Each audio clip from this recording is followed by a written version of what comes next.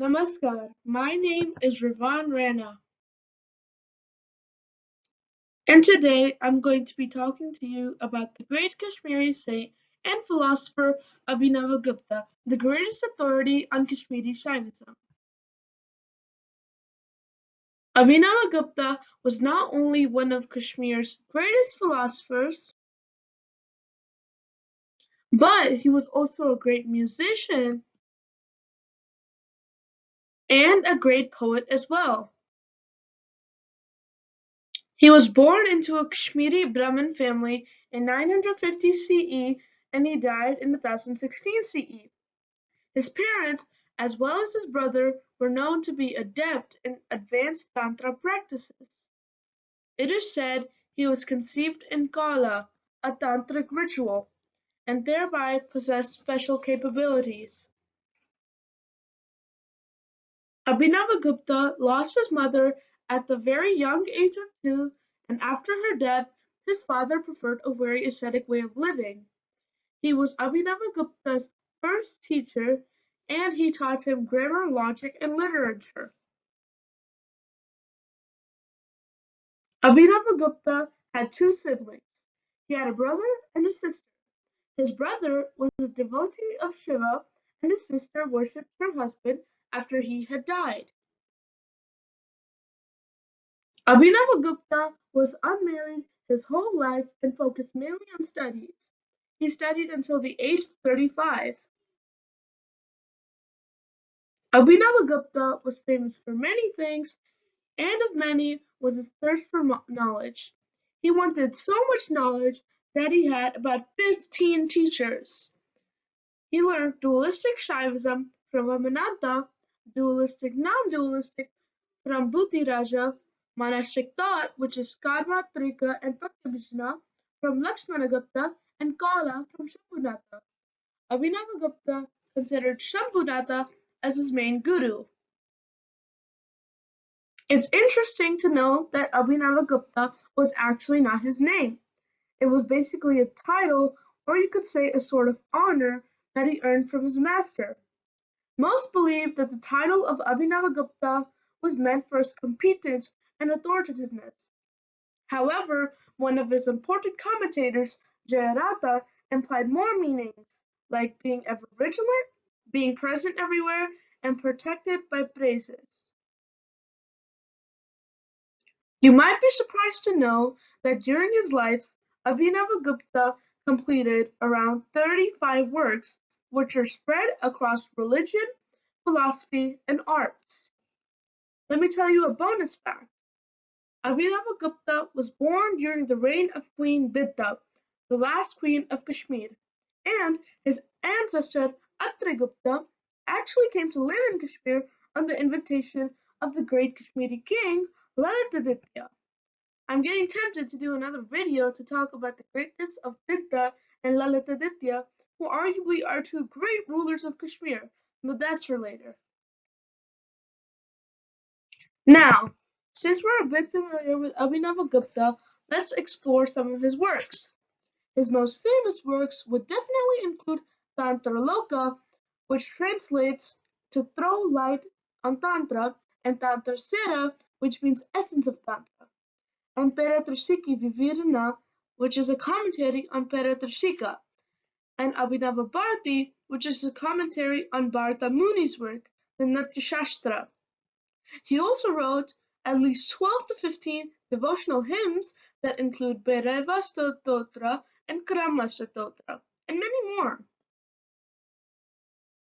Some of Abhinavagupta's other prominent works include Isavara Pratyabhijna Vimarsini, which is a commentary to the verses on the recognition of the Lord, and Isvarapradijna Vivriti Vimarsini, which is a commentary on the explanation of Isvara Pratyabhijna, and many more. So I would suggest you take 2 or 3 seconds to look at some of the other ones. Okay, moving on. Of all of Abhinavagupta's works, the Abhinavabharati and Tantraloka are possibly among the most important works he delivered. Abhinavabharati is a complex commentary on philosophy of art, and comments on ancient Indian author Bharata Muni's work, the Natisastra. It is, for all purposes, an independent treatise on aesthetics in Indian dance, poetry, music, and art. Tantraloka is a virtual encyclopedia of the non-dual Kashmiri Shaivism and Tantric philosophy and practices. The Tantraloka contains more than 5,800 verses over 37 chapters. The name of this book means to throw light on Tantra. The first half of the Tantraloka describes the philosophy of Trika, the non-dual tradition of Kashmiri Shaivism, and the second half of the book explains the rituals.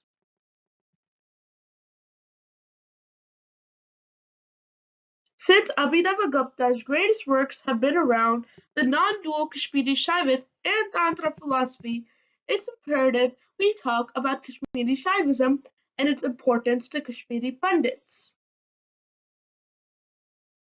Kashmiri Shaivism is one of the sub-traditions of Shaivism, which in turn is a major tradition of Hinduism and reveres Shiva as the supreme being. It originated sometime after 850 CE in Kashmir, and Kashmiri Pandits have been following this tradition or philosophy since then.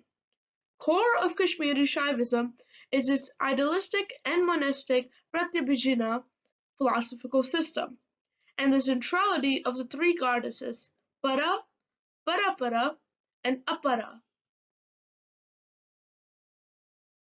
A notable feature of Kashmiri Shaivism is its openness and integration of ideas from Shaktism, another tradition of Hinduism. One sub-tradition of Kashmiri Shaivism adopts goddess worship, Shaktism, by stating that the approach to God, Shiva, is through goddess Shakti. This tradition combined monastic ideas with tantric practices.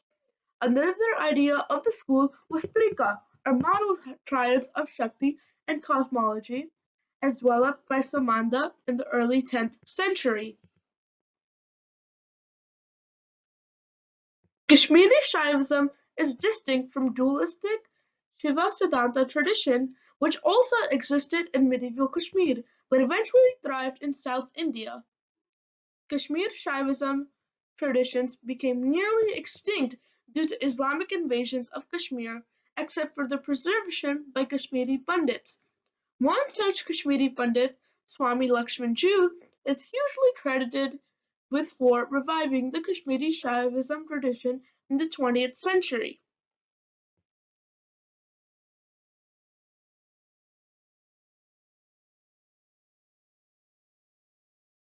While researching, I couldn't help but compare Kashmiri Shaivism to Advaita Vedanta.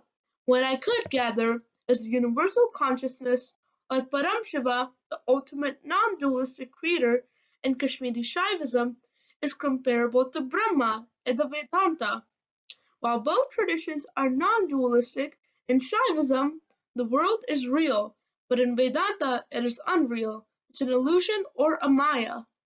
In Shaivism, all things are a manifestation of consciousness, which created the world of itself. Thus, the world itself is consciousness. Alright, let me confess one thing. While I have just started to research about the Trika or Kashmiri Shaivism subject, I can't help but be amazed at the spiritual profoundness and legacy of us Kashmiri Pandits.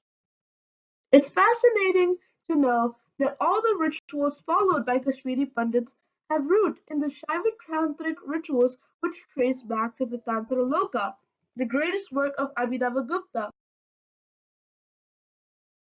Do you ever wonder why we Kashmiri Pandits celebrate the festival of Shivratri, or Herat as we say it, in a little different way than other Hindus? I'm sure you could now see it in a context of how we may be celebrating it as a per-tradition of Kashmiri Shaivism, and there exist 4 to 5 different Shaivic traditions all over India. Remember, I had mentioned earlier that Kashmiri Shaivism would have probably gone extinct had it not been preserved by Kashmiri Pandits. Kashmiri Shaivism, through the works of Abhinavagupta and later on through the works of Swami Lakshmanju, is now getting reintroduced to the world, and people have started accepting the supremeness and of its philosophy and its closeness to modern scientific approaches. In current times, when philosophies and religious aspects might fail to coexist with science, Kashmiri Shaivism offers a much balanced and practical approach to spirituality, and the West seems to now be quickly getting acquainted to it. In the end, I feel it would be impossible to envisage Kashmiri Hindu philosophy without appreciating the immense contribution of Abhinavagupta towards it. The research about Abhinavagupta has motivated me to keep looking more on Kashmiri philosophy and culture and stay close to my roots. So, until next time, Namaskar.